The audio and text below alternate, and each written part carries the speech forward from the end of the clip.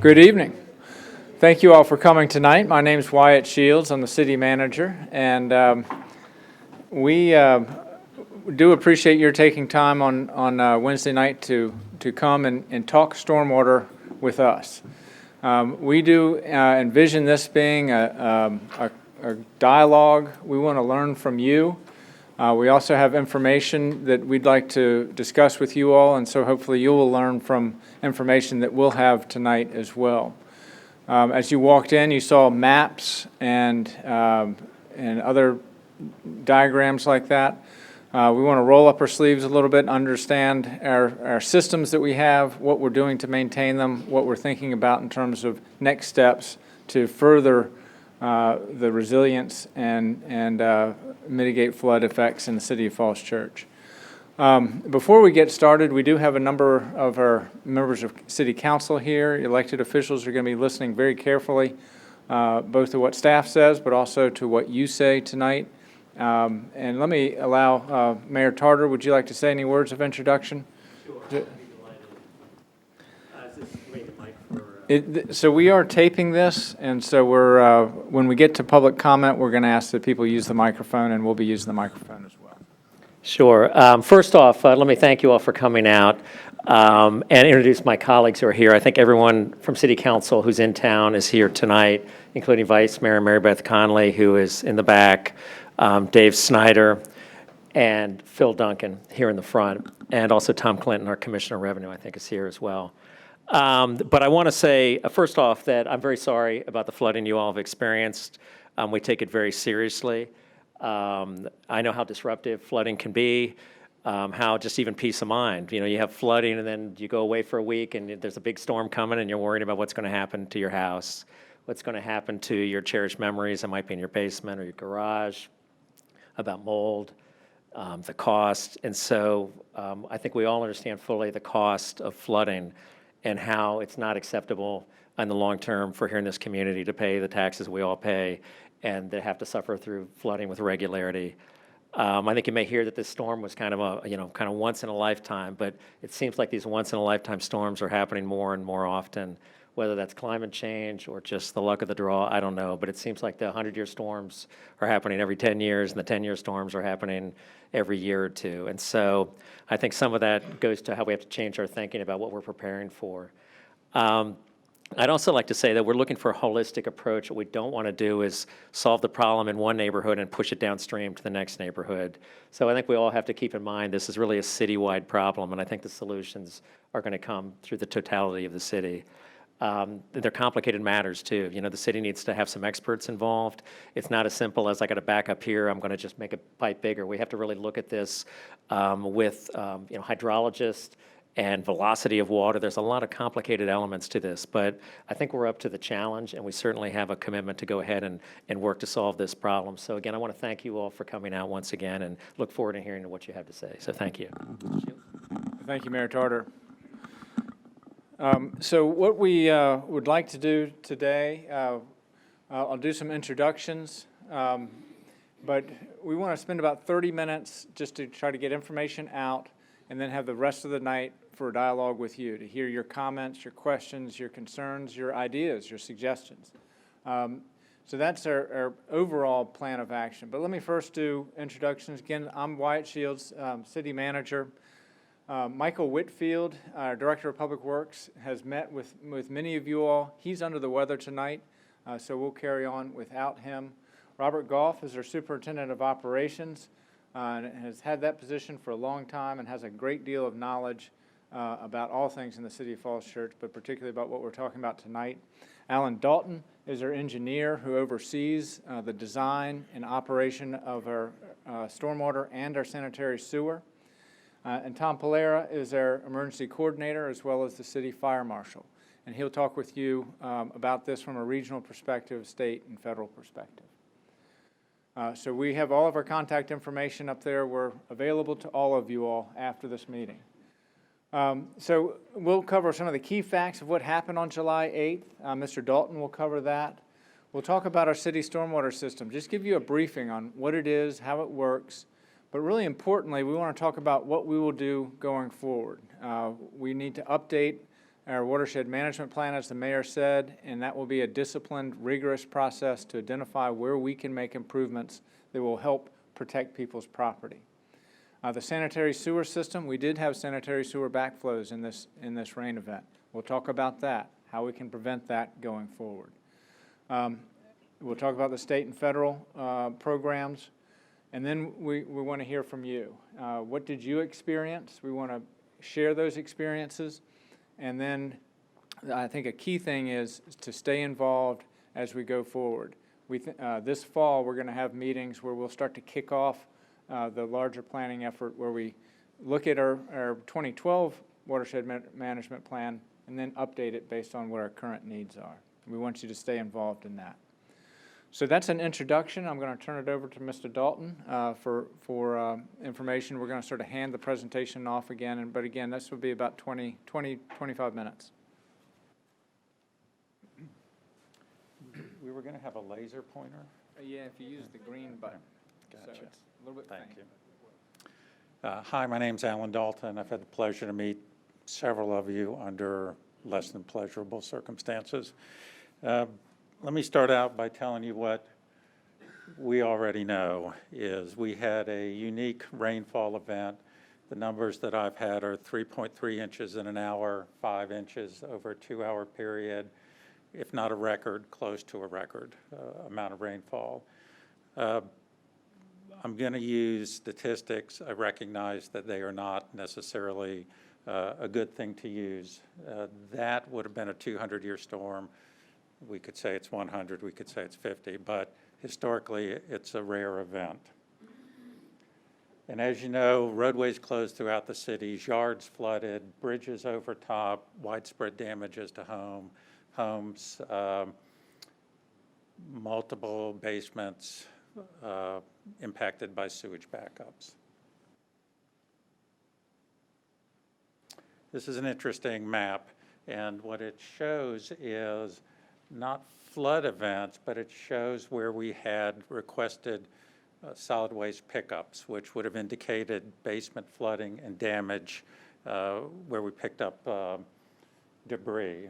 So I believe it corresponds to the flooding, and you would recognize all of those neighborhoods. The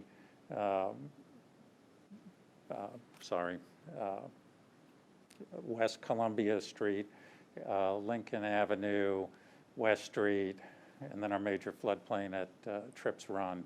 So when we start forward on the updated watershed management plan, those are the focuses, and those areas is where I would expect we'd be talking about most flooding. Our storm system, a lot of it old, built in the 30s to 1960s, corrugated metal pipes, many of them well past their service life with the bottoms rusting out, and we've been diligently relining those. This is a map with the red being our storm sewer lines, and what you'll see is there are a lot of streets with no storm sewers on it, no inlets, no storm sewers, so that would be part of our goal also, to upgrade the system to pick up the water before it overflows the curbs and goes down into your property. We're near the top of the drainage shed in most of our drainage sheds, which is good and bad. What it means is if we get a small, intense storm, we get flooded immediately with it. In 5 minutes, 10 minutes, the water reaches the bottom of the drainage shed. In Trammell's Branch, where there was severe flooding, that's a 26-acre drainage shed, very small, well below the 1-mile drainage shed that the Federal Emergency Management Administration, I'll say FEMA from now on, designates as a floodplain. So we can also map tighter our floodplain limits. But we feel like our city system handles small, moderate rainfalls well, but when we get a short duration, high intensity rainfall, that's the problem. So this is just some information on the amount of the length of pipe. As you see, 32 miles of pipe, 1,400 structures. We remove a lot of debris from our system, and we keep it clean, and Robert will talk about that. To reduce flooding impacts, we've got what do we design for? Our goal is always the 10-year event, and that is statewide, what everyone uses, the 10-year event, unless it's, say, an interstate highway, then it's a 50 or 100-year event. So we need to discuss what our event is. In large stormwater channels, we have done some, and by daylighting, what we do is you'll find that in some of the neighborhoods, streams have been piped. And so little by little, we would remove those pipes, convert it back over to a natural stream that has great benefit, has a great water quality benefit, which is the removal of pollutants, which is important to us and to the state. But it also widens that floodplain and just lets it carry more stormwater. We have been constructing stormwater detention facilities. We are limited in where those can go because we don't have that much in the way of city property. Hard to do it in the right-of-way. And then we get down to what can we do on private property. So when we're talking flooding, we're talking water quantity. When we're talking most of our federal and state requirements, that's water quality to remove phosphorus, nitrogen, suspended solids. So as I said, our goal is the 10-year storm. We'll talk about that. The way a system normally works is that the storm sewers and the inlets carry the 10-year event. What can't get into that floods the streets. What can't stay in the streets floods the lots on it. So we consider yard flooding normal, except when it floods houses, then it's not. Back to Wyatt for a second. Thank you. Thank you, Mr. Dalton. So many of you will recall that the city created a stormwater utility in 2013. That came out of the experience of the flooding that occurred from Tropical Storm Lee in 2011. The community really was galvanized by that flooding event, and what we decided collectively is that we had to dedicate funds for the stormwater system. What would happen is you'd have some projects for stormwater, but then there's so many needs, whether it's police or schools, that money would then eventually get diverted. This is now, the stormwater utility means that we have a dedicated source of funding to address stormwater issues. And you all pay it. Everybody in the city who has impervious surfaces, i.e. roofs or driveways in particular, pays a fee based on that impervious surface. It was constructed that way. Our commercial landowners in the city pay a big share of it because so much of their property is paved. Since we created the utility, we've completed $4.2 million worth of projects, and I'll describe those. And Mr. Goff will describe what we do on an annual basis to maintain the system. But we've dedicated about $500,000 a year just to keep it clean, keep it operating the way it's supposed to. So this map is out on the hallway, and it shows the highlight projects that have been accomplished since we created the stormwater utility. In broad brush, there are two big things that we've been trying to do. Down low in the watershed, we've been daylighting streams. As Mr. Dalton described, we've taken old pipes, which are narrow and small, and they were rusting and falling apart. We've dug those out and expanded the stream channel. It makes a nice natural benefit and environmental benefit, but it also conveys more water. So that's one area of work. And then the other area of work has been up high in the watershed to have stormwater detention, to hold the water back. So here's a couple of I'll show a couple of examples of that. The Co-Branch, that's right behind the oars there that flows right into Tripp's Run. That old pipe, people were falling into that pipe. We dug it up and made a broader channel that increases the stream capacity there on Co-Branch. Pearson Branch, similarly, it wasn't piped, but it was an old block wall that was falling into the stream. We dug that out, widened up the banks, and that stream now conveys and can hold more water than it did before, and that reduces the frequency of flooding there in the Spring Street area. There at Jessie Thackery Elementary School, when that project was was taken over by the city school system, we joined in and underneath the tennis courts, built a very massive stormwater detention system there to hold back all the water from the school, the parking lot, and the tennis courts to alleviate downstream flooding for that small watershed that goes all the way down to 4 Mile Run. Similarly, here at City Hall, we pulled out the tennis court there, put in a massive detention basin underneath that tennis court. That helps the people on Great Falls and Little Falls and that watershed by reducing the frequency of flooding there. The Kent Street project is sort of a classic small flooding problem we're having on Kent Street on a regular basis, sometimes twice a year. The stormwater pipes were overflowing. We dug those pipes out, tied it into Tripp's Run with new infrastructure, and that's greatly reduced the flooding that's happened on Kent Street. So when we update the Watershed Master Plan, those are the types of projects we'll be looking at to prioritize. I'll turn it over to Mr. Goff now to describe our maintenance and repair activity. Good evening. I'm Robert Goff, Superintendent of Operations.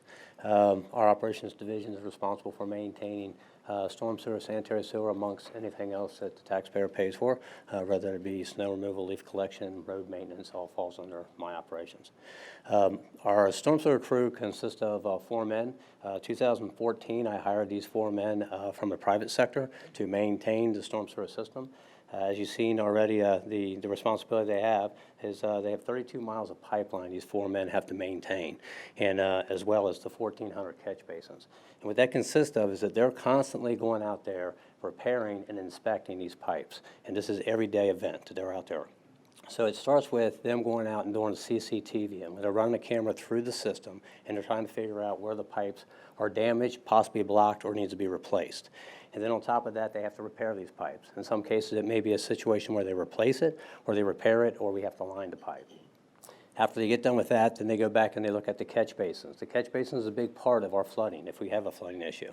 This last event, after the water subsided, all of our catch basins drained just like they should. And that was because prior to that, we were out there cleaning when we knew that there was going to be a big rain. Now, if we know this in advance, I can get on top of it and we can get the crews out there to do the cleaning. But as you're all aware, we're not always aware of that. So in some cases, we're not there. But most of the time, we are there and we're able to go out there and maintain it. This particular crew, when they get done CCTV in it, they bring a report back to me. And we have situations where we have what you see here as a top-up photo. That's actually BB&T. BB&T Bank was a huge problem for us back in 2014. Actually, later than that, I guess it was around 2012.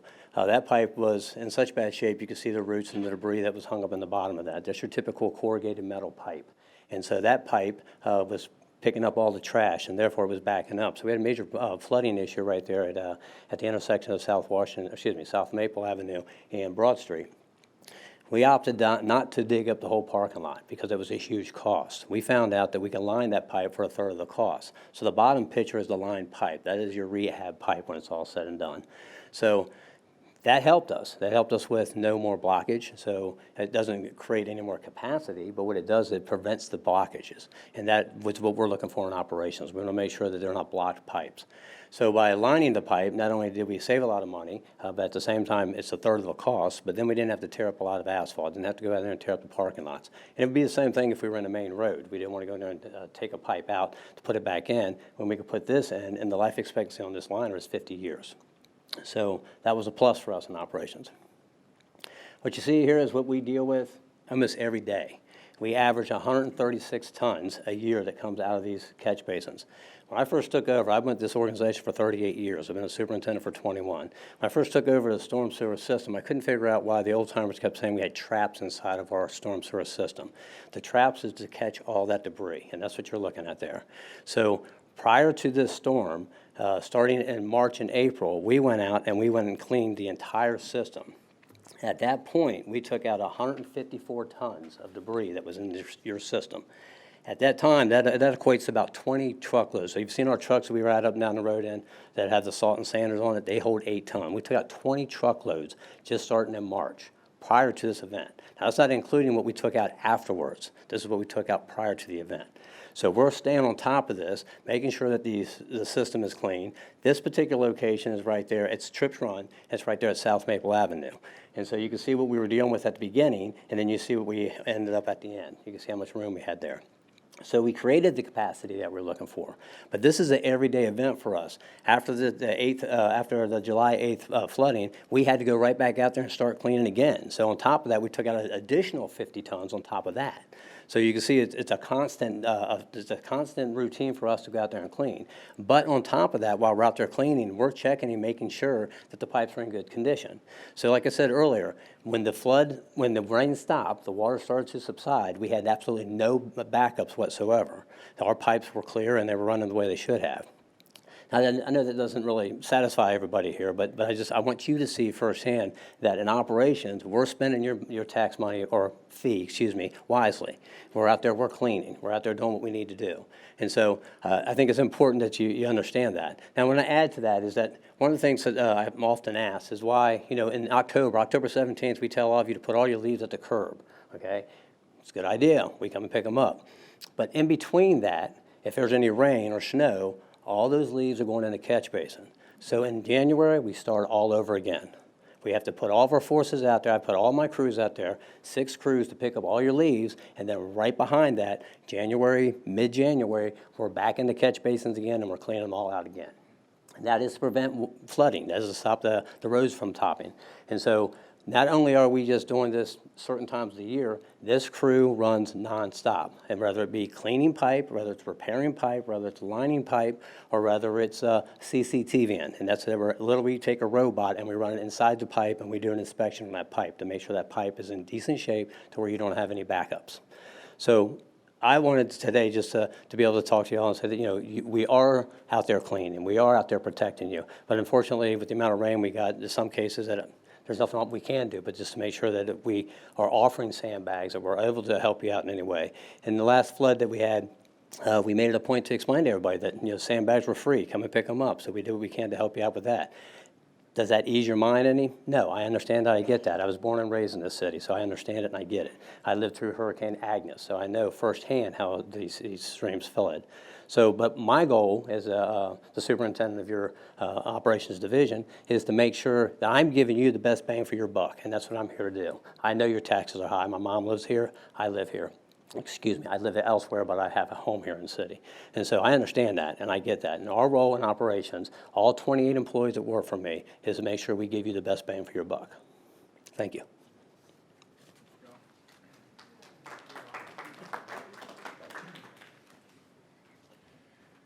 Well, I'm not getting a round of applause when I'm done, I'm sure. But let's talk about the Watershed Management Plan.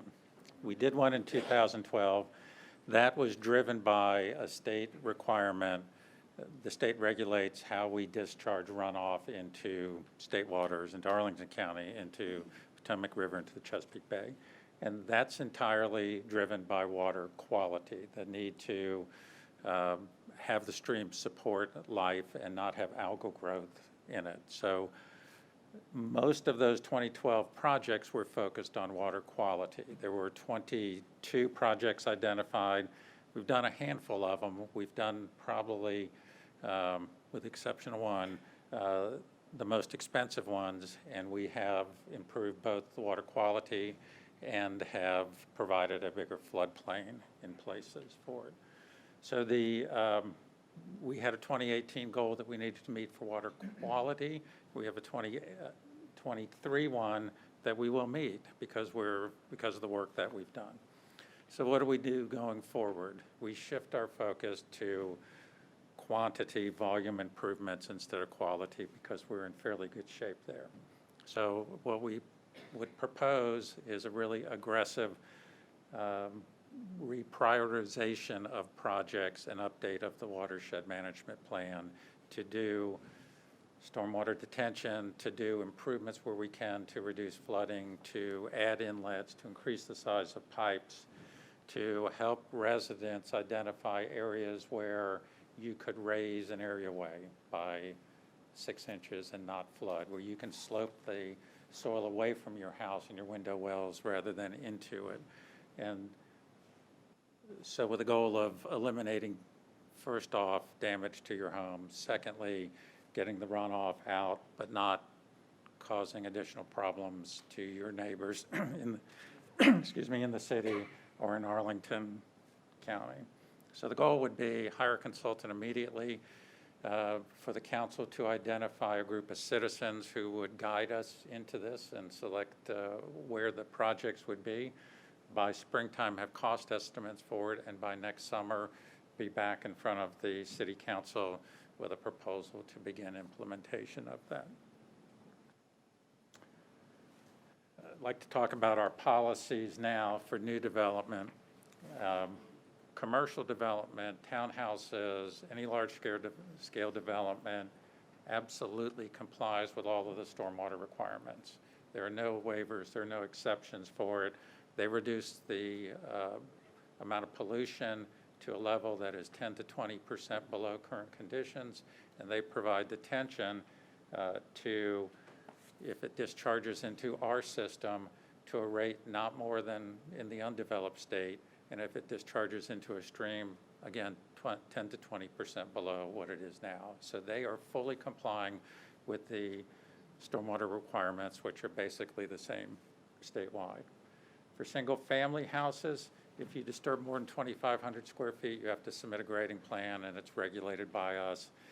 We enforce the 35% impervious area limit. We require tree canopy calculations. We require water quantity improvements, and in our case, we require it as if the land is vacant, which would make it the toughest that there possibly could be for water quantity. Where we have not been as good as we could be is on water, did I say that wrong? Water quality, we're great. Water quantity, we have not been as good because we've historically allowed small increases to go into our system into the right-of-way without requiring detention. We've pretty much ended that going forward, but I don't think it was a significant amount. It was always generally less than 1/10 of a cubic foot per second, which is about 3/4 of water increase. So I'm going to shift over to sanitary sewer because I know people had backups. And what happens is when flows in our system increase due to inflow and infiltration, inflow is water that would come in through breaks in the pipe. Say that better. Infiltration is runoff that comes in through breaks in the pipe or groundwater. Inflow is generally through a sump pump connecting, a downspout connecting, a floor drain connecting to the system, which isn't normally allowed. Sorry. So what are the fixes for that? Well, we've been lining our sewer system, and as we said previously, a large part of it, 50%, has been relined. That absolutely solves our inflow and infiltration problem in our system, except for watertight manhole covers. We have a number of them in areas where the streets flood. In the storm, most of the streets flooded. So those two small holes in the top of each manhole that you see that you have to get the pick into to pop them up, water flows into that. It flows around the manhole lid. So we can do a better job on that. We had a pilot study in 2015 of about 50 homes where we videoed their connection to the system. We found about 28% the laterals were failing on it. Of the 50, I think we had 12 or so areaway drains connected, one sump pump connected to it. So we need a program to fix that. And that's something we would need to talk about with City Council. How do we do that? How do we incentivize the repairing of those sanitary laterals that you own? And then can we do something with backflow valves to prevent sewage from backing into the system, into your homes, until all of that happens, until the system is really fixed? This is really just up there because it shows the 2 drainage sheds, trips run, 4-mile run. Yeah, I guess I'm doing that? I don't think so, with the arrow. Cindy, okay, so 4-mile run is the green, trips run is the yellow. And that roughly the drainage sheds parallel the sanitary sewer sheds. There's some crossover in between that. I'm going to pass this back to Tom. Thank you.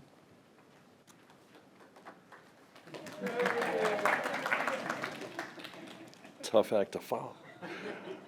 Good evening. My name is Tom Polaire. I'm the Emergency Management Coordinator. So since for the past 9 years, we've had approximately 4 to 5 declarations, whether it be snow emergencies.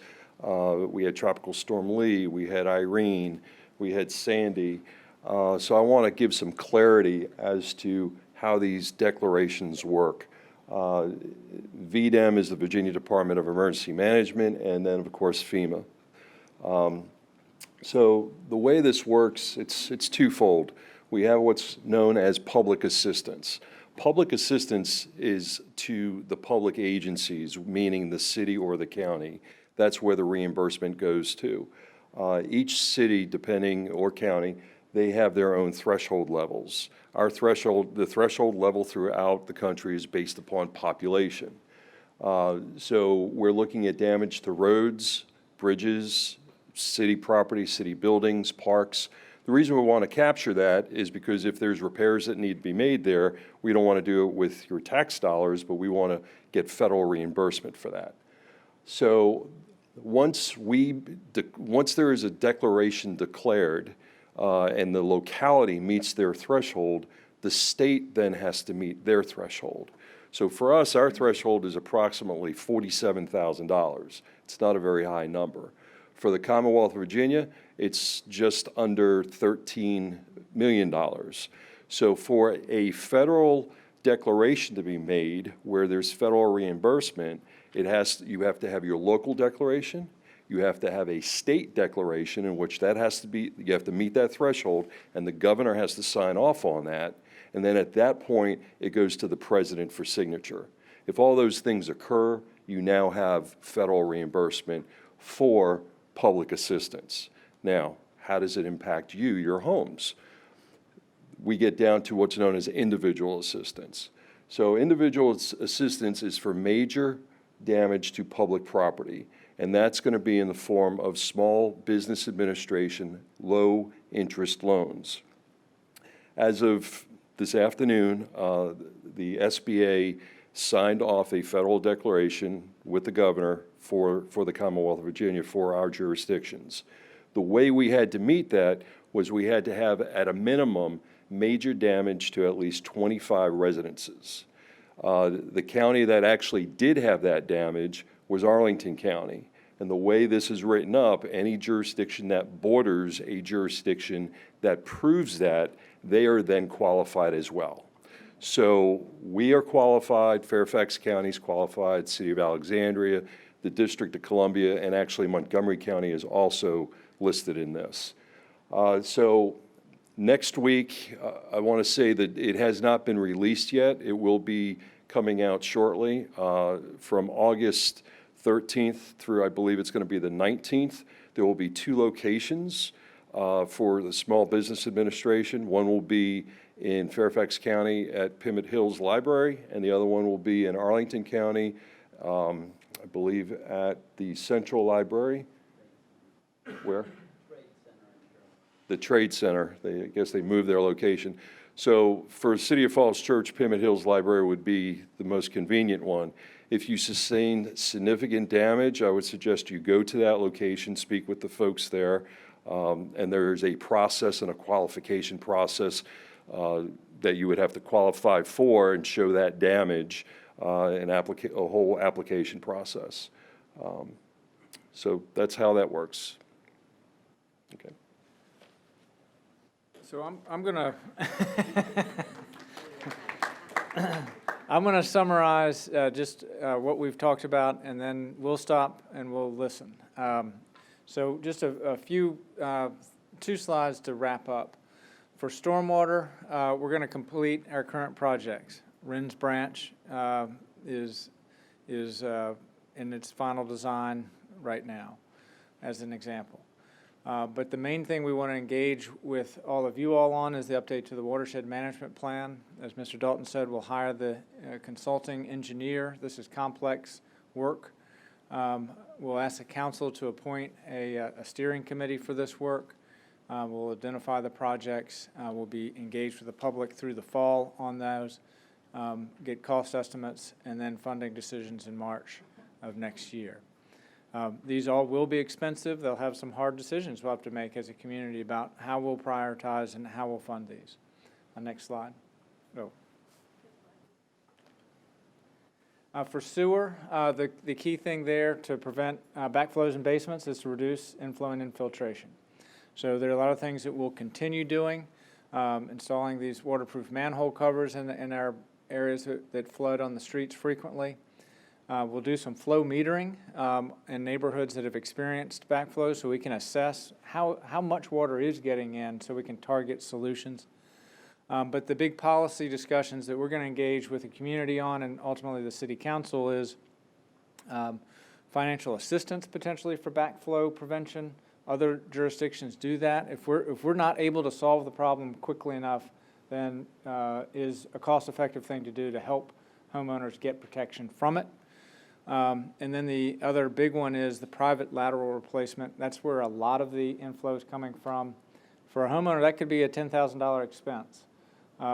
So what are some programs that we could help incentivize that? That protects everybody. If when someone fixes their lateral, that helps everybody downstream in the sewer shed. So it has to be kind of a all in it together type of attitude on that. So those last two things are kind of the main policy issues that we need to address. So with that, no applause, please. Thank you. So we'd like to hear from you. If you do want to speak out, we would have a microphone here and there, again, just so as we're taping this that we can record what you say. And if you'd identify yourself prior to speaking. But some of the things that we need to learn from you about is what you experienced on the big rain on July 8th, but also how frequently is this occurring?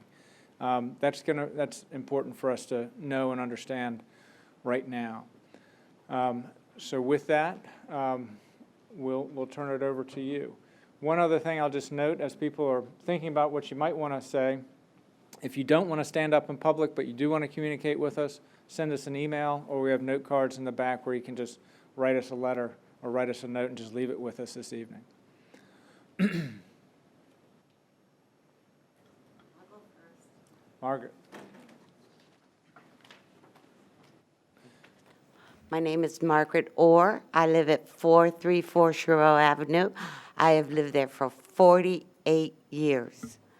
In the past 8 years, I have lost everything in my basement, everything. This past one was the worst. It is the backflow.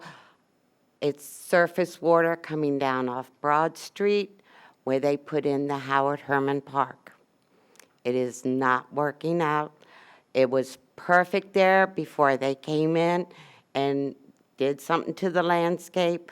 We never had any problem. Now it's a constant. And I am not the only one. There was about 10 houses on my street. We lost everything in a matter of an hour.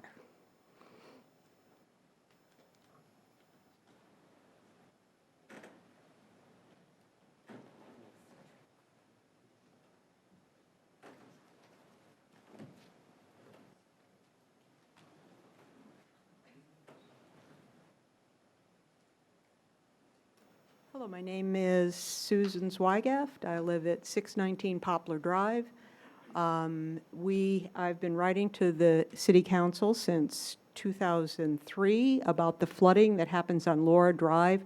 Laura Drive is behind our house, and there's a dip in the road right behind 619 Poplar and 701 Poplar, and in these heavy storms, particularly the ones where we get a lot of rain in a short period of time, Laura floods, I guess that's the last street in the city, and up the hill from West Street. Laura floods, the water just, it comes in a torrent down to the Washa's house, Al Washa's here, right next door, and creates a lake there and then a river between the two houses. So this has happened in 2001, 2003, 2011, again in 2019, and Dick probably, and those are the times that we had water in the basement. We've spent over $10,000 in remediation efforts. Jason Whitstrom helped us come up with some plans. We have anyway, I won't go into all the things that we've done so far.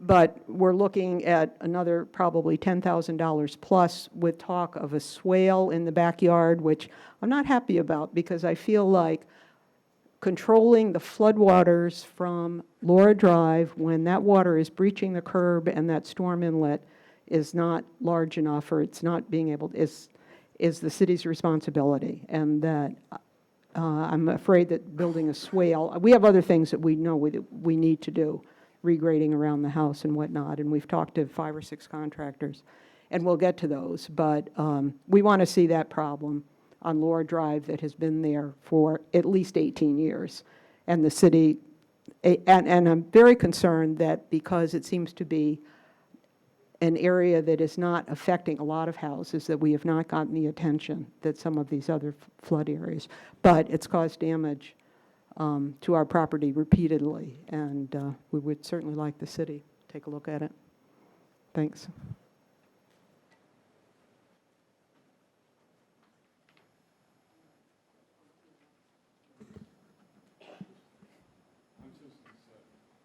I'm Susan's husband, Dick Reed, and I'd like to just add to that the attention that we have gotten, which hasn't resulted in any action, has been on the 4 storms that have flooded our basement. But this storm sewer, or storm drain on Laura Drive, overflows multiple times a year. Most of the time, it doesn't flood our basement, and it doesn't seem to get any attention. And we brought this up to Jason Whitstrom's attention.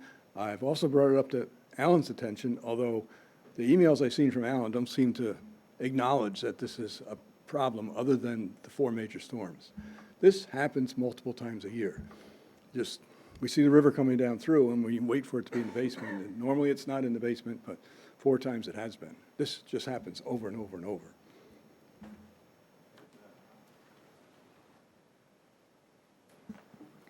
My name's Al Washa. Dick and Susan are our neighbors. We live at 701 Poplar Drive. Laura Drive is behind us, and the stream of water happens every year.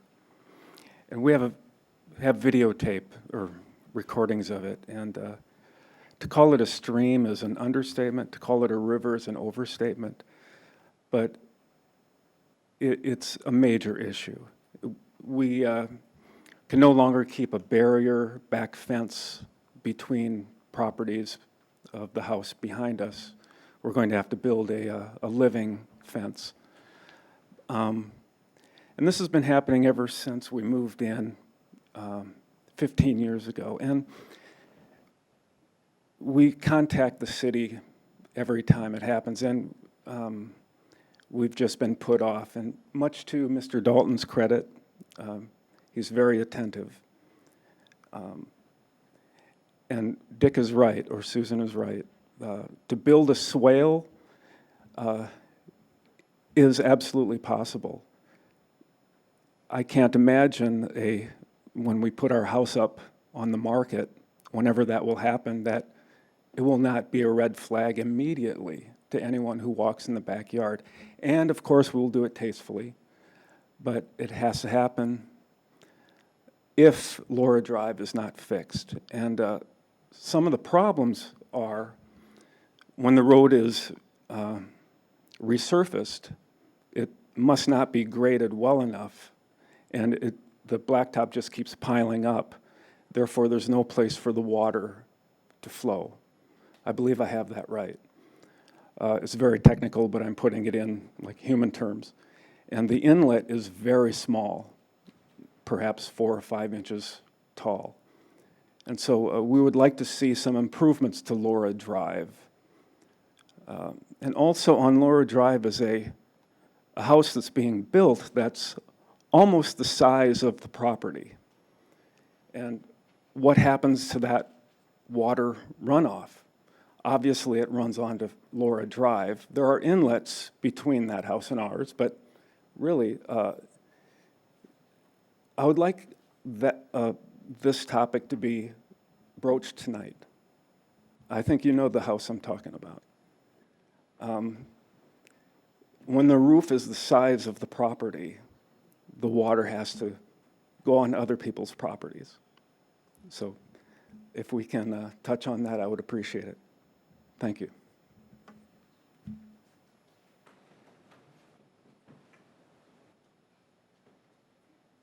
So my name's Brian Jackson. We're at 913 Lincoln. I've talked to some of you, but I just sort of wanted to share this. We're in a situation that sounds similar, where we're at a part of the street where we get water flowing down the front. There's one storm drain that is overwhelmed at least 3 or 4 times a year.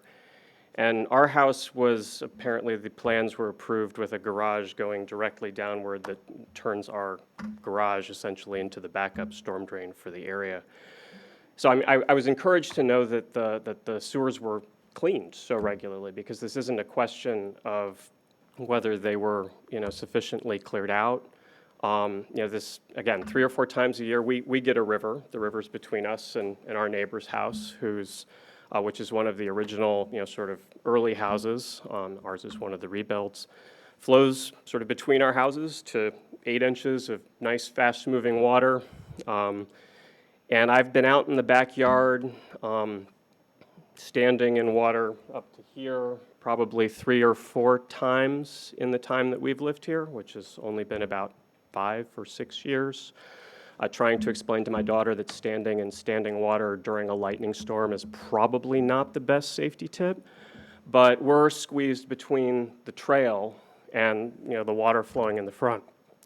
So this storm, we didn't just have the river in front, but it was overwhelmed in back, so we had floods coming from both sides.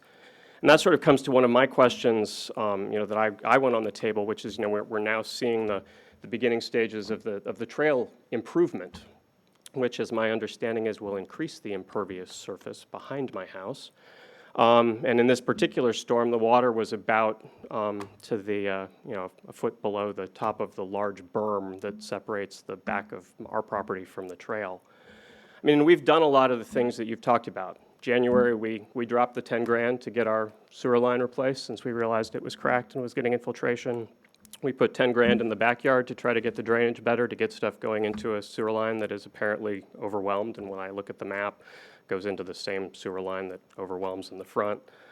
And so, again, this is, every time I hear 100-year storm, we also found out from a HVAC guy 6 months after we bought our house that he was there to repair the HVAC after the last time it flooded out, which I guess was 2011.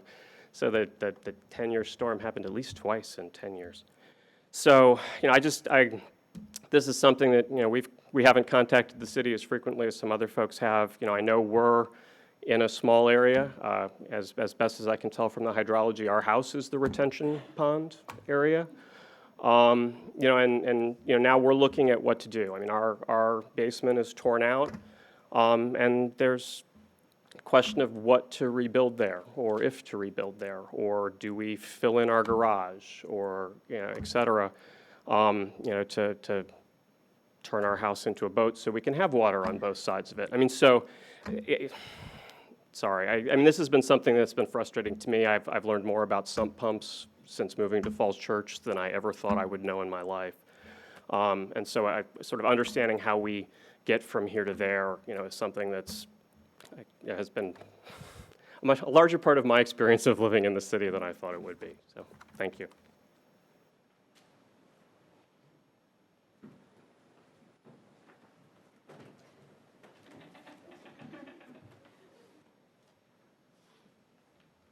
Plenty for everyone. Hi, I'm Todd Friedlander. I live at 801 Hillwood Avenue. And I want to thank you guys for this presentation. I think a lot of the mitigation factors you were talking about make sense to me. in terms of identifying, being comprehensive, because fixing one part, you're just pushing it down the road. So I appreciate that, and I look forward to what's going to happen.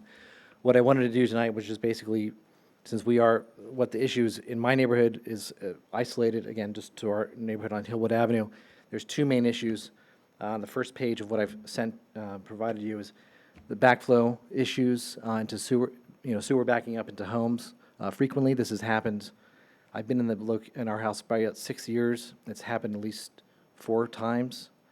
We have a backflow valve that was installed by the prior owner, so we've only had a little bit of water, maybe 2 or 3 times, but my neighbors have, repeatedly lost their basements. So what I sort of have done is done a little bit of investigation, and this is probably, you guys understand this and you had a diagram yourselves, but basically it looks like the storm sewer which is basically almost at the same, just slightly above the sanitary sewer, I did measure it, is infiltrating into the sanitary sewer during big rain events. With this last rain event up on the diagram, the sidewalk in front of 708 was actually heaving. There was water that was coming up. So clearly the sanitary sewer is getting infiltrated a great deal. And it doesn't take too much for it to backflow into the homes, based on my measurements. And again, I'm assuming you have better measurements. So I wanted to bring this to your attention, make sure that we're not lost in this process, that we're moving forward. As far as I know, from what I've heard, it's affecting 4 homes. It could be more. I put out a sort of an APB to my neighborhood. I've only heard back from 4 people, but I imagine it's happening quite a bit, and obviously it's happening throughout the city. So clearly we need to figure out what's going on in terms of where the water is coming in from. It seems like it's from the storm sewer into the sanitary. And I think, backwater valve, we have one. It's not foolproof. It has leaked a little bit into my home, not a great deal, so I'm fortunate, but they're not foolproof. So I think it's sort of a backflow valve and improvements to the storm system.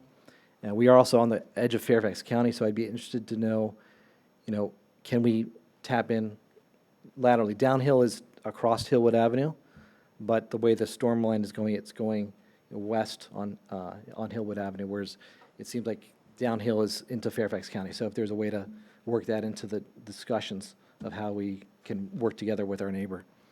The second issue, and there might be someone else who want to talk about this in more detail, on the second page is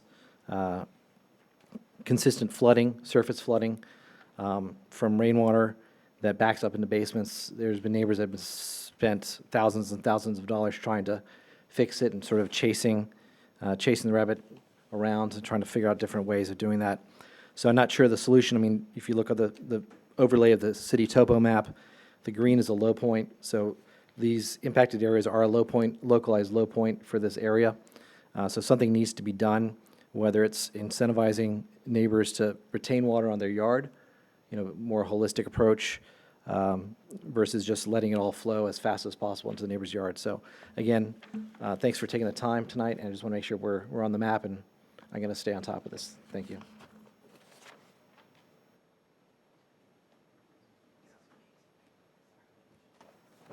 Hi, I'm Harry Shovlin, 1001 Hillwood Avenue. Before I begin, I would like to offer affirmation that basically I was in Margaret's basement after the flood, and yes, in fact, she had 6 feet of water in her basement. It basically totally covered her electrical panel. I was in there to clean up the panel, remove some breakers that were retaining water, and change them out. The other issues is I'm involved with the American Legion. We own 711 Lincoln Avenue and 713 Lincoln Avenue, and the gentleman from Lincoln Avenue, I confirm, yes, we have a small river that usually appears between 711 and the Legion home, emptying into a low point along the bike trail. Not good situations, but let's get back to Upper Hillwood Avenue. 915 Hillwood Avenue is the low point for 17 properties. So all 17 properties, any surface water comes off, heads downhill to the Hillwood Avenue homes. It used to flow into an open, a dry stream bed. And that dry stream bed would make a dog leg at between 913 and 915 Hillwood Avenue and empty into the gutters, the open gutters that used to exist on Hillwood Avenue. From what I understand from the old-timers who were around when we first moved there wasn't any flooding issues because the gullies could handle all the water that got to it. Well, St. Donfredi put in curbs and sidewalks in 1959, and that's according to Ed Sisler, who was a junior in high school at that time, and he watched the progress every morning and reported to me that it really looked great until the water on a rainy day was flowing over the brand new sidewalks. So something had to be done.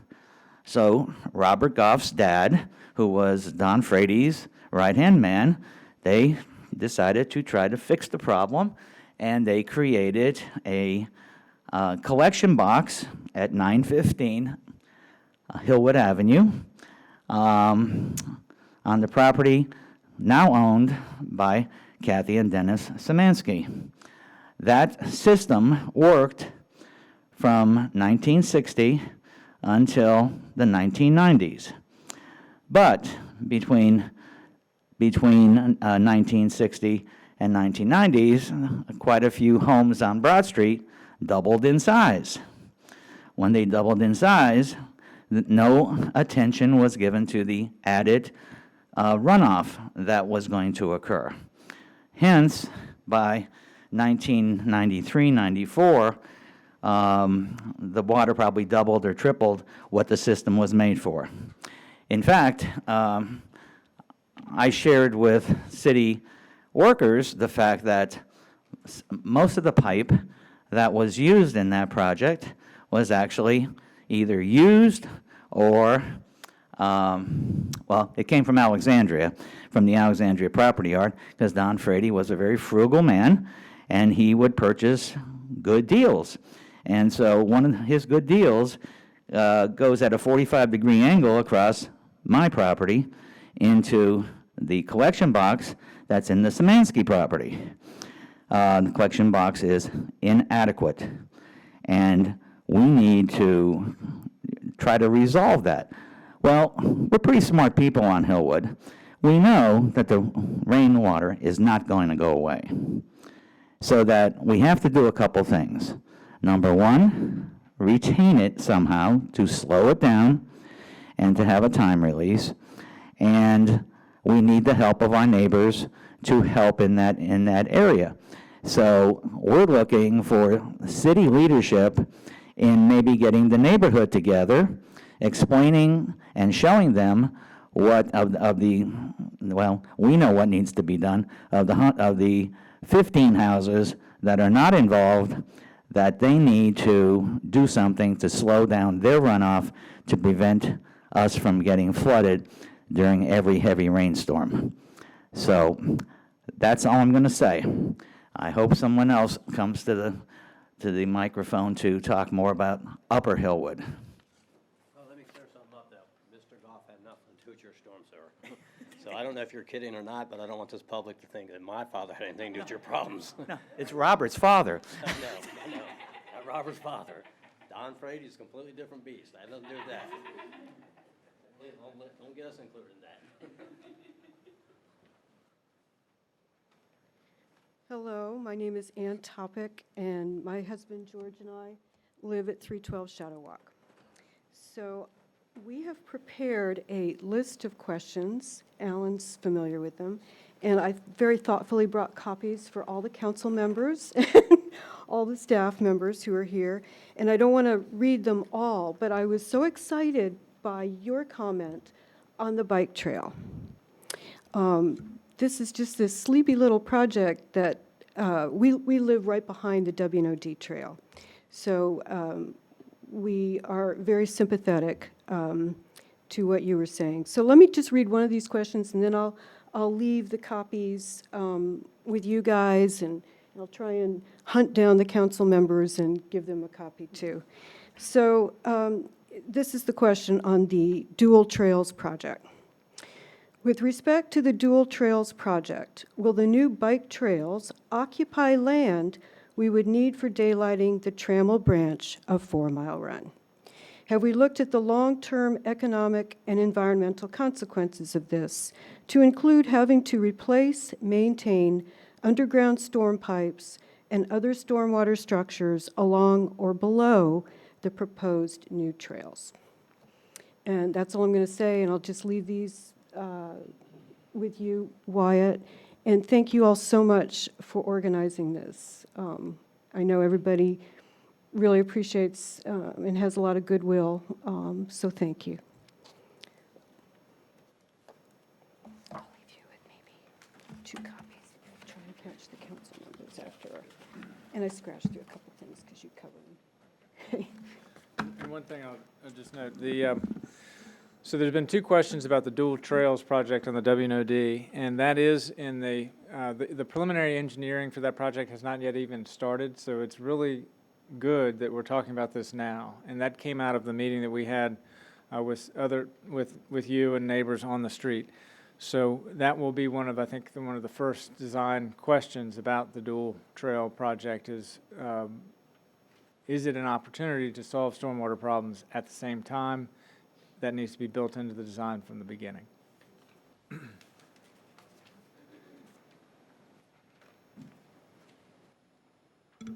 Hi, I'm Dave Gustafson from 302 West Columbia. Thank you, Mr. Shields, for just making the point I was going to make about the Dual Trail project. I'm a member of the CSCT with Paul, the Citizens Advisory Committee on Transportation. I do love the idea of the Dual Trail project, but one of the things that storms do is it brings neighbors together and brings them closer. I don't want to do anything that will cause harm to my new friends over on Shadow Walk, the Topics, or any of my other friends in the Trammell Branch watershed. Unfortunately, our neighborhood, West Columbia Street and Shadow Walk, was hit with a 1-2 punch of sewage backups and the backup of Trammell Branch. Trammell Branch got about at least 435 linear feet from the pipe next to the Topics back toward my house. So it was quite a spectacle to see. And I would thank the city staff. Thank you and Mr. Dalton and Mr. Whitfield for coming out to our neighborhood to help us understand it before this great event, this meeting, and thank you to council as well for being receptive and hearing us out.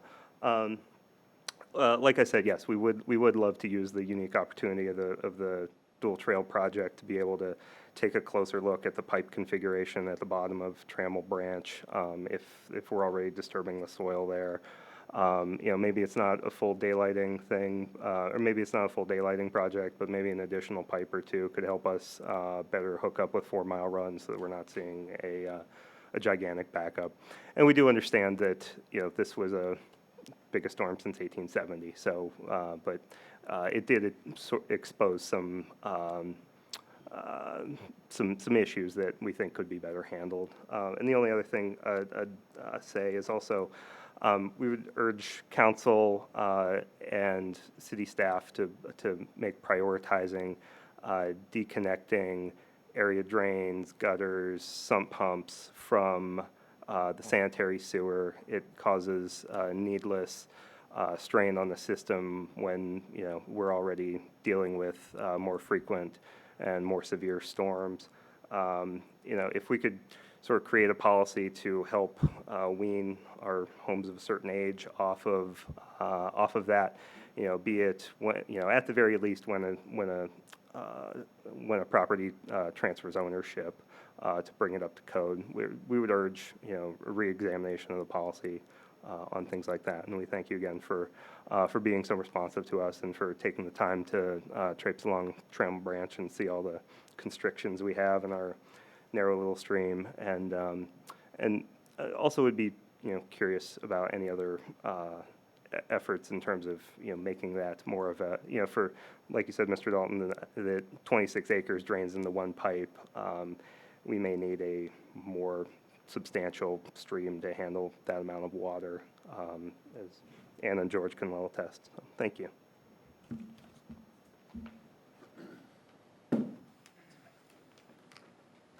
Yeah, hi, my name's David Stile. I live at the bottom of the cul-de-sac on East Jefferson Street, right where Harrison Branch goes through. Just moved there about a year ago and have had three pretty significant kind of flooding events in the land around the house. Fortunately, we don't have a basement. Otherwise, we would have really big problems because we've seen the water pretty much come up the foundation and just about cross the threshold to coming in the house. So lucky in that sense, but we're surrounded by neighbors who haven't been so lucky. Just from looking at kind of I'm still learning, but looking at just the sewer system diagrams and such, it's a pretty large region that all comes into the Harrison Branch, and I think there was actually the project I think that was done within the past year on Harrison Branch as well, the 4 Mile Run. Our hope was, so we saw 2 nights in a row around Labor Day last year where the whole region flooded, including the basements around the house. So it was shocking to see it happen two nights in a row. And thankfully, the ops team did come out and take a look and confirm that there wasn't any clogging. And I did appreciate the responsiveness to those guys coming out and checking out everything. But obviously, the July 8th event was just kind of like another reoccurrence after the daylighting. So I was hopeful that maybe that would address the issue. But unfortunately, at least with the significance of this event, it kind of persisted.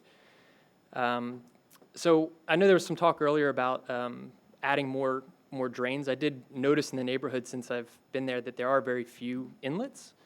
But then a concern is even if inlets are added, it all leads to one place, which is this one pipe that goes out to 4 Mile Run. So I don't know what we could connect those two to help with the problem. So that's kind of one thing that just kind of came to mind. I think talking with there was a name mentioned earlier, somebody who was, I think, doing some of the engineering work last year. What's it? Yeah, Windstrom, thank you. Mentioned that I think that you can't necessarily pipe anymore out to 4 Mile Run to kind of alleviate the issue.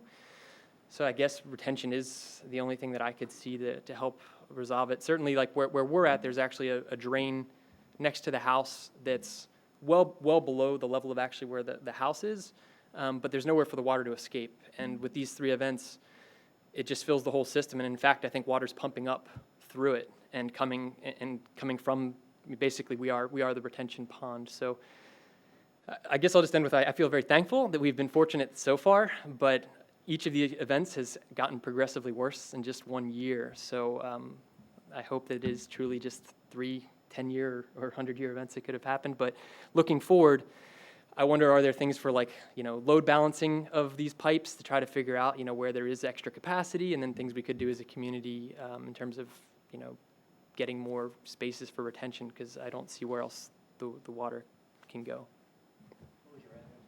410 East Jefferson.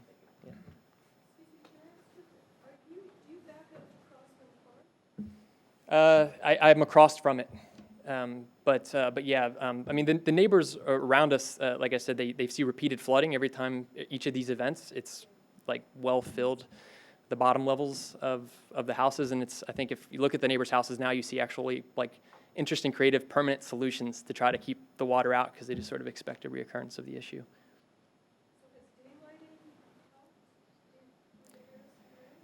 I mean, really, like since the Labor Day storms, where there's 2 nights in a row that were pretty intense, we've just seen this July 8th event that was like really kind of a larger amount of rain in a short period of time. So it's hard to say, but the July 8th event didn't make it appear so, at least. Yeah, but I do know that the project I think the primary objective of that project, if I understand it correctly, was not so much to alleviate the flow issues, but more so to help, because 4-mile run, I think, had erosion issues and all kinds of other problems just from the volume of water. And I could be wrong on that, but that's what I understood from what I read. Yeah, that's right. So what we have are these older corrugated pipes, and so the question is, are we going to replace those pipes, or where we can is take the opportunity to daylight them? Yeah. And the good thing about daylighting is there's the environmental benefit, but you also get a bigger channel, and so it can convey more water. But that was a pretty small section of pipe that was removed there. And so the impact upstream was positive, but not major. And so your points are well taken. Thank you. Appreciate it.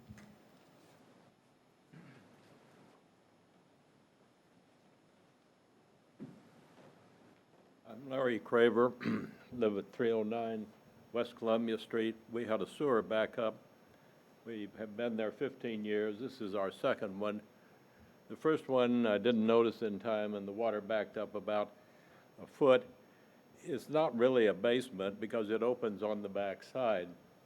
This time I happened to notice it in time and was able to open my garage doors, let it flow out onto the driveway and into Tremel Branch. So the damage was a lot less, but still it was sewer.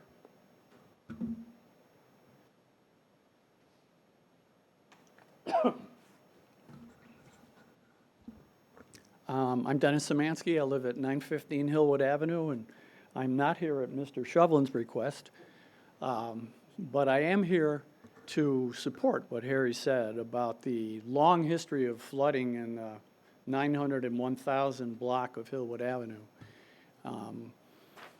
I'd say when you're talking about replacing corrugated metal pipe, we replaced an 18-inch pipe a number of years ago at our own cost. Cost more than my new car. And I wish I got as much satisfaction out of the replacement. But it didn't seem to make any difference in terms of the frequency of our flooding. And as Harry said, we get water from multiple properties, and despite our valiant efforts over the years at remediation, not on our own, we've engaged an engineering company experienced in stormwater remediation to come and try and help us out. And they've done some good projects and in fact slowed the water down at times. But clearly not enough and not often enough. Like most of you, we did get a big flood on July 8th, but sadly it's not the exception for us. That's all.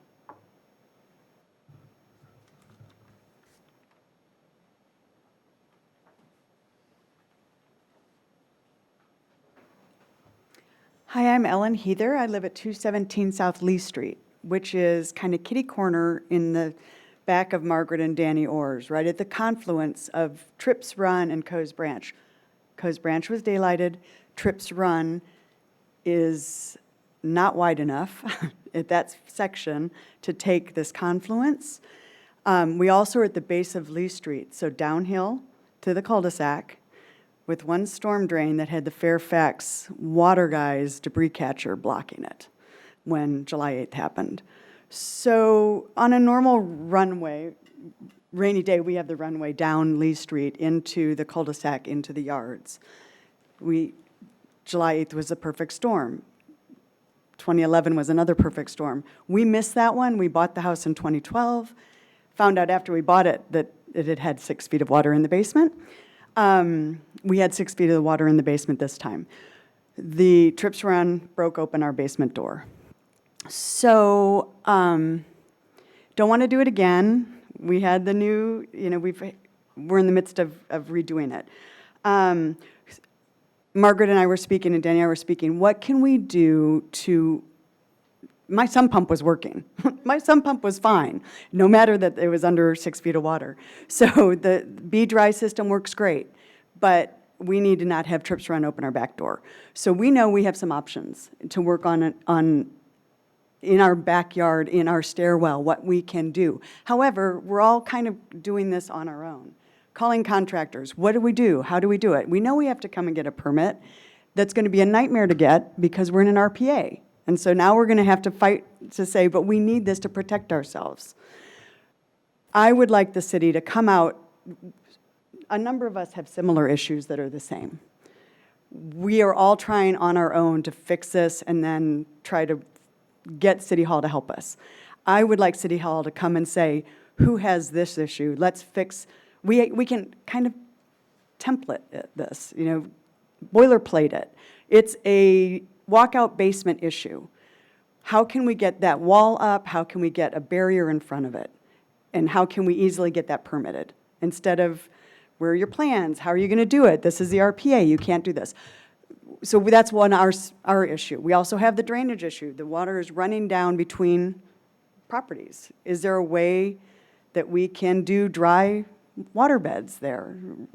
I don't know, because then, again, we get putting it into another waterway that's not ready to take it. TJ Elementary School is right there with these great fields. That would be great fields if they were still a storm retention pond. I mean, that's how I think. It's a simple, I'm not a scientist or an engineer, but I just think push the water that way. How can we push the water away from us? So those are my thoughts. One of the other things I wanted, I don't know if anybody has looked at Quick Dam. Have you all seen these? I mean, we can do them around our houses. They're maybe $5,000 to go around our house. Then we're going to push our water into our neighbor's yard. That's not good. But the city can these can float on the water. They're water-activated dams. I will leave that with y'all. I've talked to them. They do the flood panels. I've bought a flood panel for the top of my stairs. I need y'all to come help me figure out how I can put it there. So I'm hoping that we can, as a city and as neighbors, solve this. I'm also a real estate agent, so I have a vested interest. Because I want to be able to sell my house. We're the affordable houses. You know, we are the affordable houses, and we're not affordable with flood insurance and floods. But nobody's going to build $1 million house on my property. But somebody's going to want to have a kid at TJ and live at my house. And I want somebody to be able to do that.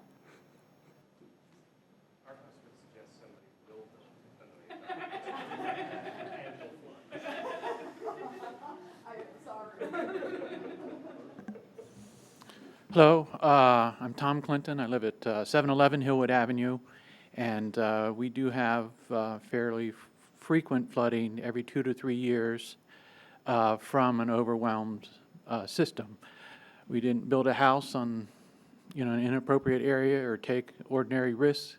It's a street with an incline, coming down from 7 corners, and obviously the system is overwhelmed. And there's been 3 repairs of kind of various patches in the 3 of our houses, 709, 711, and 707. I got 6 inches of water in my basement from the floor drain. There was a lot of water in the backyard, but that doesn't really come in the house. I don't have a basement doorway that gets overwhelmed or anything like that. It all comes from the floor drain and it goes back down, but it leaves an enormous amount of silt and really renders the basement pretty unusable. And have complained and showed pictures to the city before, and it's been various studies and things that have gone on, but no real solutions. And I guess I would be interested in the consultant. Is there anything that can be done, or at least being a little more forthcoming and say, well, there's only very cost prohibitive things, and you're on your own. And it hasn't really been either one or the other. So I kind of feel like the system is not working, and we kind of acknowledge it, but there's no real solutions other than people choosing to arm themselves at considerable expense to fix something which I think is, at least in some part, the city's responsibility. We should have some more capacity than I think the current system has. And obviously, this is a room full of people that have had quite a bit of flooding over the years. I just can't tell you how aggravating it is to clean and mop and throw stuff out. And we don't keep much down there very valuable, but it's just so aggravating. The frustration level is just really, and then, I don't know, what do you do? decide to put a lot of money into something and you're not sure that's going to necessarily work. So I appreciate, had a long conversation with Wyatt about this, and I'm not asking or expecting any kind of unusual favors. There's quite a few of us in the same boat in that kind of basin area of the 700-800 block of Hillwood. So I'd be looking forward to the consultant. Is there any kind of long-term solutions, what the cost is, the stormwater fee, I pay it just like anybody else, and curious, it looks like maybe some people have benefited, some of them have been different projects where the opportunity was there, but maybe the problems weren't. And maybe with a different prioritization, I think maybe some of these harder hit areas can be addressed. And so I'm looking forward to, some study and perhaps some answers, or at least what the city's limits and responsibility and plans are, and then I can make my own plans. Thank you.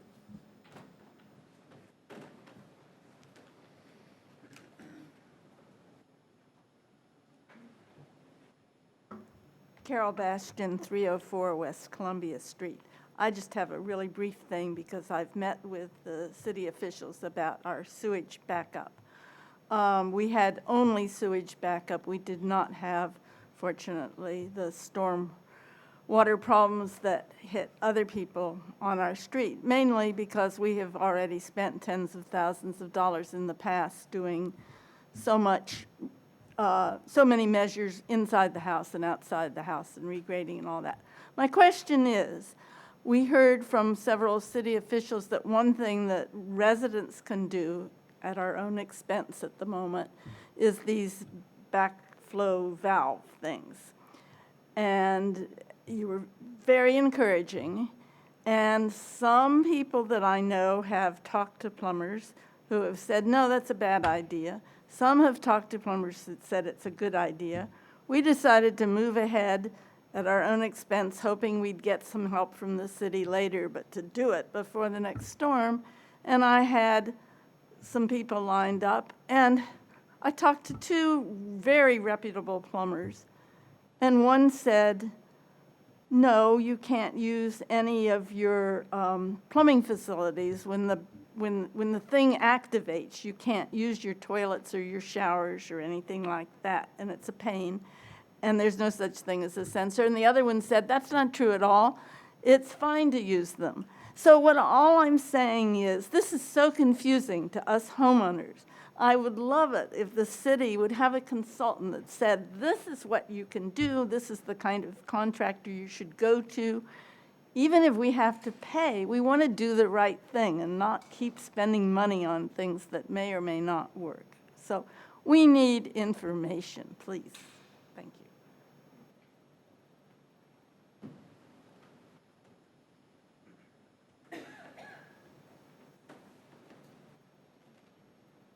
I do want to thank you so much for your concern, especially regarding the sewage issues. Mine was the second. Our home was built in '04, had the sewage flood and 2 feet of sewage streaming through the house. And then this past time, again, a sewage flood. And I don't hear many people talking about this. I mean, it turns my stomach every time I think about it. What happened this time was I heard an hour after it happened about it, and I'm on the road returning home, and I called as many places as I could, and they were backed up. Nobody could come to help. So getting on the floor, mopping up sewage all over the entire first level. I don't have a basement. 3 girls were staying there. They were displaced. One resident, one person living at my home on the second floor got staph infection. She's still suffering horribly and doesn't have health insurance. She visited my mom next door, who has compromised immune system with cancer. My mom caught it and was in severe pain for a couple days. She's taking meds for other things that she's been getting, shingles and stuff. So fortunately, that was resolved. But the whole issue with the health, I think, is huge. And with the sewage, that it's just not something that we can play around with. It's my main concern. What's your address? 307 West Columbia Street.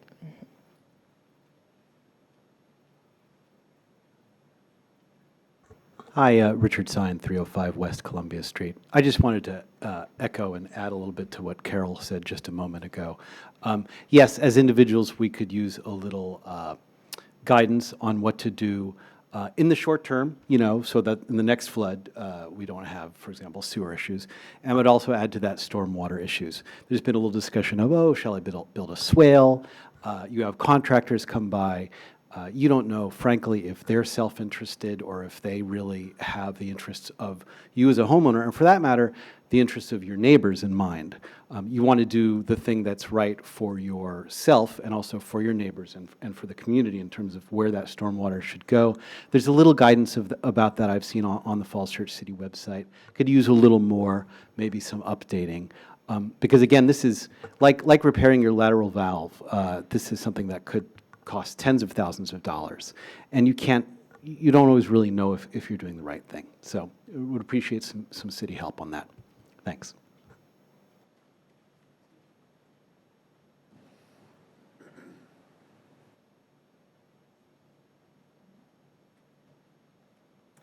Good evening. My name is Jennifer Chaucy. I live at 709 Hillwood Avenue. And I apologize, I got here a little bit late, so I probably missed some of the testimony. We've lived in the city of Falls Church for over 6 years. We just recently bought the property and we had flooding on July 8th. I do know that ever since we moved into the property though in April, there has always been standing water. There was a sinkhole that opened up in front of our neighbor at 707 Hillwood. It was like a 6-foot drop. And I know that they came out, part of the pipe had collapsed, and I believe it went over to 4 Mile Run. And instead of repairing it, I think they sleeved it, so it diminished the capacity of water to even drain out. When July 8th hit, there is a storm drain in front of our house, and the water was gushing out of it. There were little geysers along the sidewalk up the walkway to my house because the water pressure was so high. We did experience a lot of water coming back in through the storm drain. Our house was built in 1936, so it has a storm or sewer drain in the house in the basement. That backed up. We got about 6 inches of water. It also went into our driveway and just kind of funneled right through the garage into the basement, so that added to it as well. I'm just really concerned. I wanted to bring this up. I know I've written to City Council and talked to various members, but I'm concerned that this, as talking to neighbors too, this is not the first time this has happened. And my concern is with the sinkhole and then various pieces of road continuing to come up, and I believe it's from water issues. Just the fact that they're sleeving the pipes, it's not helping get the water out. It's kind of making the pipes smaller, and it's not getting, when we do have rain, it's not helping it get out as fast as possible. And there's just, even besides July 8th, there's just always standing water. Unfortunately, where our property is and the several surrounding properties, water tends to drain. We're kind of at the low spot there. So it would be nice to have something that is more comprehensive for all of the neighbors in the neighborhood to make sure that water is drained away as efficiently as possible. Thank you.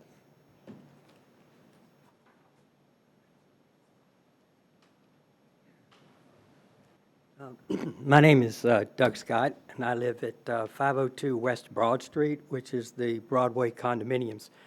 I have a few remarks to make relative to an issue that we've had at the Broadway, but I wanted to first state that I think one of the things that's concerned a lot of our residents and concerned me personally is that a lot of the talk that we hear originally is that, well, this was a 100-year storm or the worst storm in history, and, you know, it's just nothing you can do about it. It's going to happen. And then we hear comments, well, but they're happening more and more frequently. I guess my concern is that I think we're missing the point. I think we have several issues. I think, yes, there are storms that do occur, and they seem to be occurring more frequently. But the interesting thing is I went back and looked at some statistics today from the Weather Bureau, and based on Reagan National Airport, which they use for Washington, it would be similar to Falls Church. The 10 worst storms in terms of rainfall per hour over the last 36, well, since 1936 that the Weather Bureau keeps track. Of those 10, 3 have been in the years 2000 and above.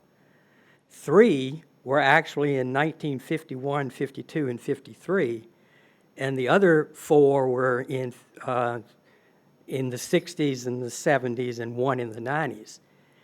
The point is that these storms have been happening a long time, but there's a difference now. I don't think the frequency is that much different. I think the difference is that we're having the storms and we haven't taken care of the fact that the infrastructure was built for development in the 1940s and 50s, and our infrastructure needs to be improved. And I think what I hear from all the residents here tonight is that it is an infrastructure issue. There are people that have problems all over the city, and it's not the frequency of the storms. The issue is that the infrastructure can't dissipate the water fast enough before it causes damage to your individual homes. Now, Cindy, could you put the very first slide up again? The covers? I am the president of the Broadway Unit Owners Association. The Broadway is a condominium of 80 units. It has the notoriety of being the first condominium and the first big development project that Falls Church had. And one of the issues that was brought up is all the new developments have retention ponds and all the rules and regulations that are helping to predict and helping to mitigate some of the issues. But the Broadway was built before those restrictions were in place. We do not have a retention pond at the Broadway. But I live, if you were out on my balcony, that would be the view. I live right in the center of the part that's going on Broad Street. And I live on the second floor. And when we get storms like this, we get water on our second floor. And I bring it up because, only to try to emphasize how difficult a problem that we have to deal with. But our issue at the Broadway is not anywhere near as significant as any of yours that you've had to deal with over this year or the last year.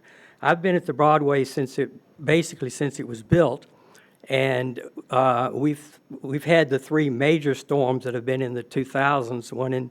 The first one hit us was 2006, and this year, and I think there was one in 18 and one in 11.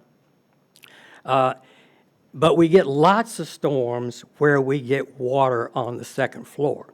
Now, people can't understand, how do we get water on the second floor? Well, that picture will explain why we get water on the second floor.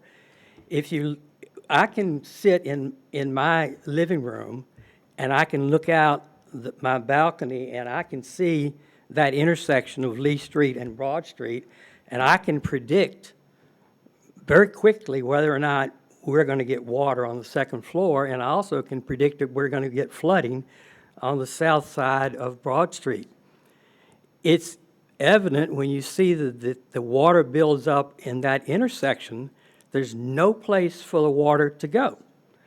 Now, our building is one of those big buildings that has a lot of water. We have a flat roof.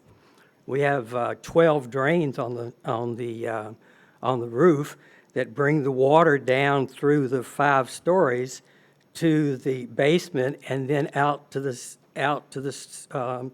city storm system. It's a 12-inch line coming down. Well, actually, there are 4- and 6-inch lines coming down, but when it gets into the basement, it's a 12-inch line going out to Broad Street. It comes out in the bottom right-hand corner of that picture, and it tries to take the water that's coming off of our building and let it enter the city's storm sewer and be dissipated. The problem is when we get storms like this and the water coming down Broad Street and coming down from the west all convenes on that intersection, and there's no place for the water to go. So when the water coming down off of our roof tries to get into the city storm system, it hits a brick wall, and the water backs up, and it comes right on up through the basement, all the way up to my living room, which is 25 feet above what you see right there. And so, no, you're right. And it is, it's very predictable. I mean, I can tell when the rain starts coming.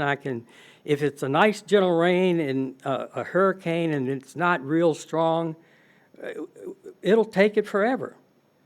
But when it comes real fast, then in the water, you can't see the catch basin. There's a little white spot just above, right there. That's one of the catch basins on the north side. There's another catch basin right in front of Howard Herman Park. And when the water goes up above the catch basin to the point where you can't see the entrance to the catch basin, it's going to flood south of Broad Street, and it's going to back up into the Broadway.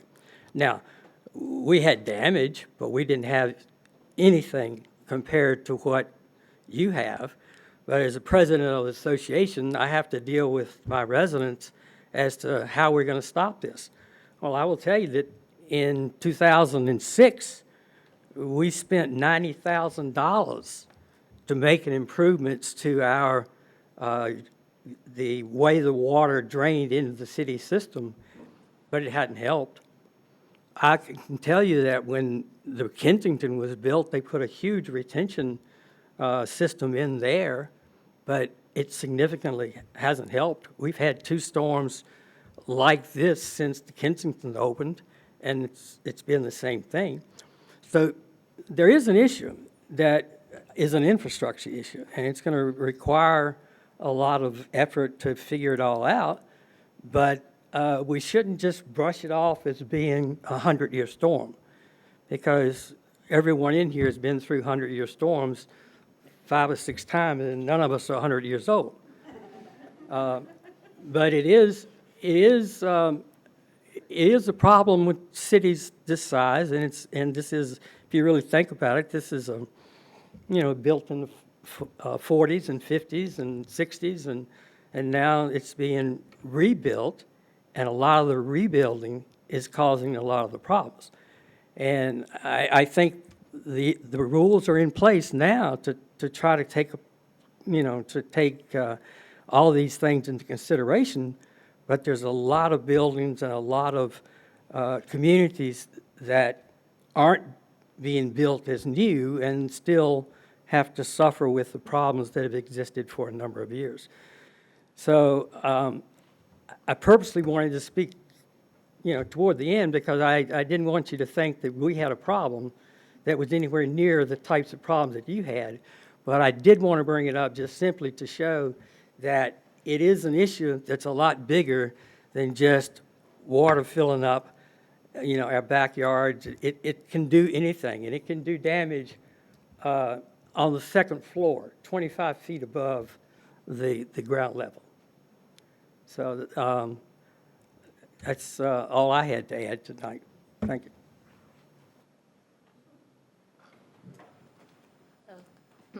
Hi, I'm Linda. David, who spoke earlier, is my husband. We live on East Jefferson. I just had a quick question, actually. One of the things, so he mentioned earlier, we moved here about a year ago, and over the last year, we've unexpectedly become amateur flooding drainage experts, just like most of you guys in the room, just out of necessity, because we live at the bottom of the neighborhood. And so there's a big swale that goes between our property and our neighbor's property, and it's a easement for the city, and it goes into the Harrison branch.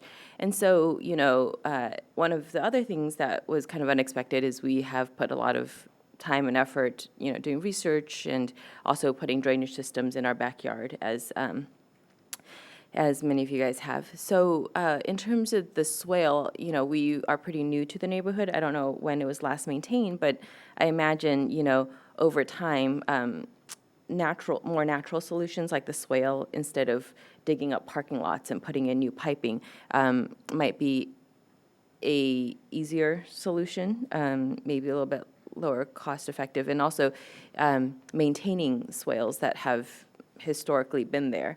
And so this swale's, half on ours, half on theirs, and I imagine over time with debris and the amount of flooding that goes through, the 3 floods that we've experienced just in the last year, it pretty much goes wall to wall from our house to our neighbor's house, and the entire yards are flooded. The house behind us, is pretty much wall to our yard with just water. And so I imagine the swale gets shallower and shallower over time because debris and dirt and, gets washed in there. But is there plans to maintain that? I know you guys maintain the piping on a regular basis, but maintaining these more natural solutions may also help improve the flooding to the homes, and maybe putting more in around the city. And then because they are across properties, there's no way for any individual owner to really maintain them or, call contractors to do it on our property. So, all right, thank you.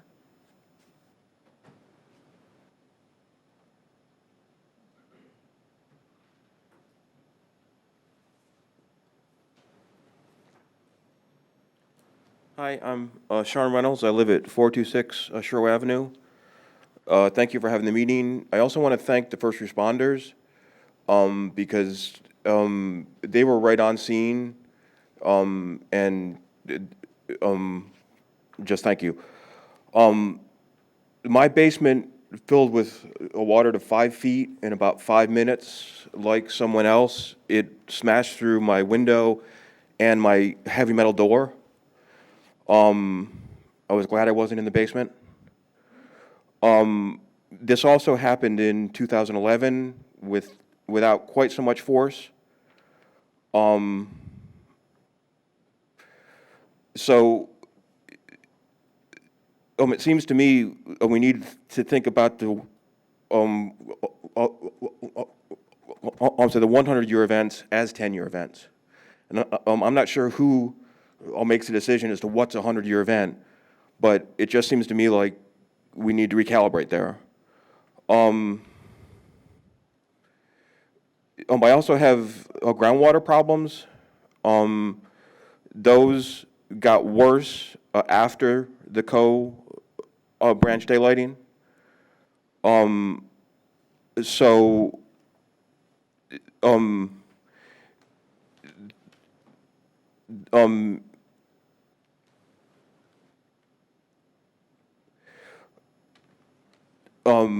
not sure.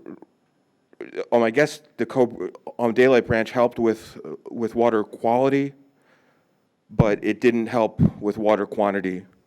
At least not on my property. And I think that's a point that needs to be made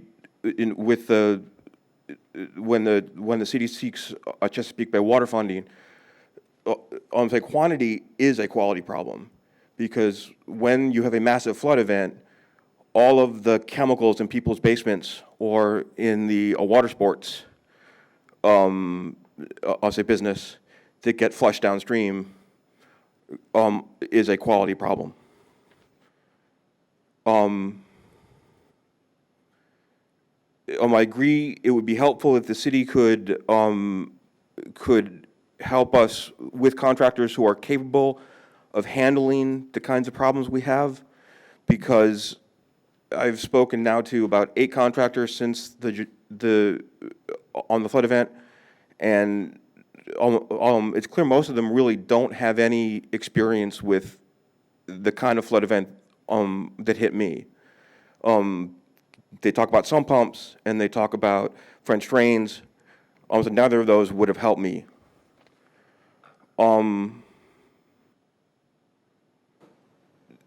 In 2011, there was talk about installing stormwater drains along West Broad Street. That was one of the fixes that was proposed. And I'm glad to hear that some of that work apparently has been done, but I don't see much improvement along West Broad Street in that regard.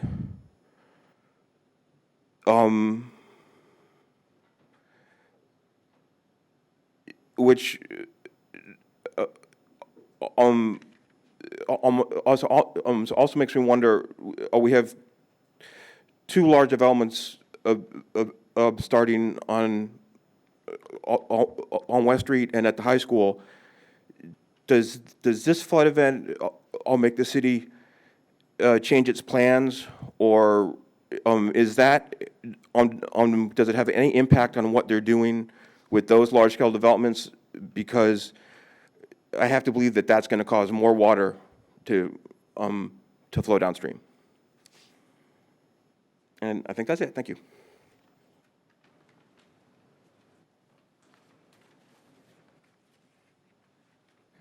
One thing I will just note, with the high school project, the schools did, on the school side, have done a whole lot on stormwater as part of their project.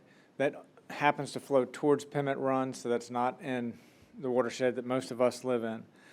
The economic development, about half of it flows towards Pemmott Run, and half of it flows towards Broad Street, and to Trips Run. And in that project, what the developer has committed to is a reduction in the 10% peak runoff. We still have the site plan approvals. Those go to the city council, and you can be assured that we will continue to press on the stormwater issues there. They've committed that they're going to do all the things that they have space to do, and so we just have to work through the details of how much can be detained up there, and we will push for the maximum.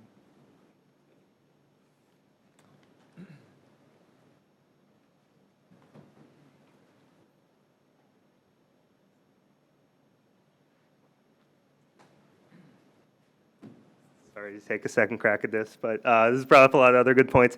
I did want to thank Mr. Goff and his crew and the sewage cleanout crews that come around regularly. I know it's not, we don't say thank you enough, so thank you for doing that. We appreciate that.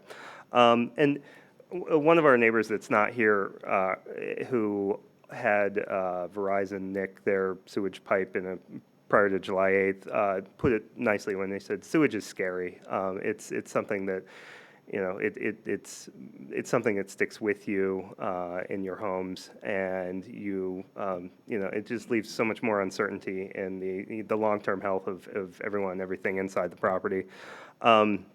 I did want to applaud the slide that you had about encouraging lateral repairs and possibly incentivizing some help with backflow devices, aka check valves.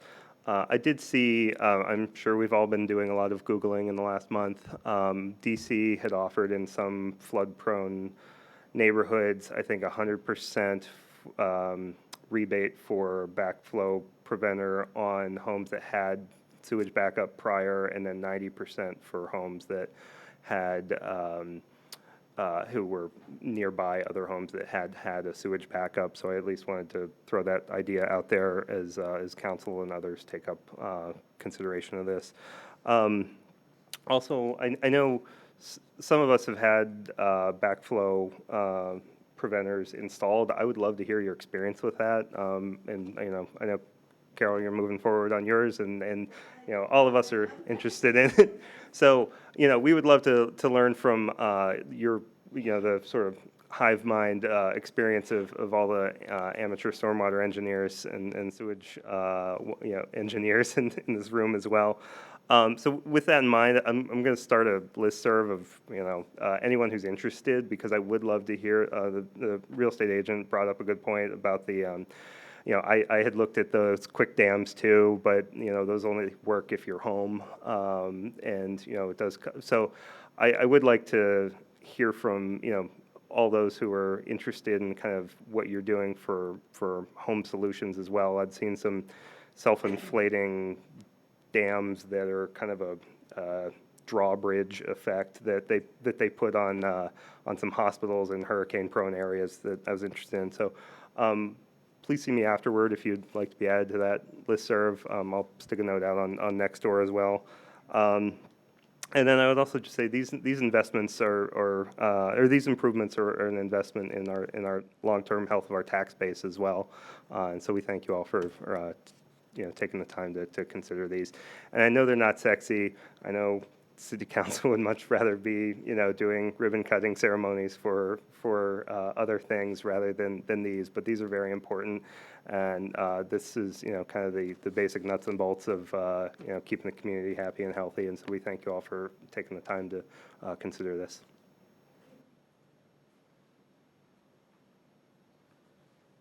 I think that's all really excellent points. Are there any other comments that people would like to make tonight? Some of the key takeaways, we've been taking notes, but one of the things that we've been listening and talking about here is this question about how can we work together for people who are making decisions at their own homes. And I think historically the city has had a view of these are things that you have to sort out. But we want to go back to the drawing board on that because there are specs or there are ideas that we could share with homeowners. Homeowners probably need to get information from many sources, but we'd like to be at the table to offer what we can in that regard also. So that's a comment that several people made today. The WNOD Trail project, to get on top of that with the early engineering about that, make sure A, it does no harm, but B, see if we can't take that as an opportunity to do some good on the stormwater front, even while that, the dual trail project is being designed. The Watershed Master Planning effort is going to be a structured way to continue this discussion. And when I say structured, meaning there's going to be input, but there's going to then be decisions that will be made in a timely way within resources put behind it. And so we want that to be something that you stay engaged in, and hopefully that will produce some positive results. Longer-term things. So we will consolidate our notes. The council is going to be meeting on the 12th to continue this discussion. They'll also be ratifying the declaration of emergency that we made at the administrative level right after the event, just to try to help facilitate our work with the state and federal authorities. Any other questions for us before we break for the night? Question? Yes. Is the stormwater fee, is that the entire budget for maintenance on a yearly basis? Yes. There's no other money coming in the general fund? So the question is the $1.6 million annual budget for stormwater, that is the full budget. There is no money from the general fund that goes to stormwater since the creation of the stormwater fund in 2013. So as we go through this planning effort, there's the need for rigorous science and engineering to go behind it to make sure we're not creating new problems even while we're trying to solve old problems. But B, we want to find the most cost-effective solutions, and that's going to be a really tough exercise also. We need to spend your money wisely and produce good results with it. Yeah, Harry. You mentioned 1.6. Is that the total amount collected by the city? Yes. That particular fund? Yes, and so that's all dedicated exclusively for stormwater. That's right. Stormwater projects, or does that include So that includes the maintenance that we described. It includes debt service for some of the projects that have already been finished. It also includes administration. And it includes also our compliance with all the federal mandates on Chesapeake Bay and water quality. Okay. Well, thank you all very much for coming out. We're going to stay here for a little while if you all want to, continue on the discussion one-on-one. Thank you all for being here.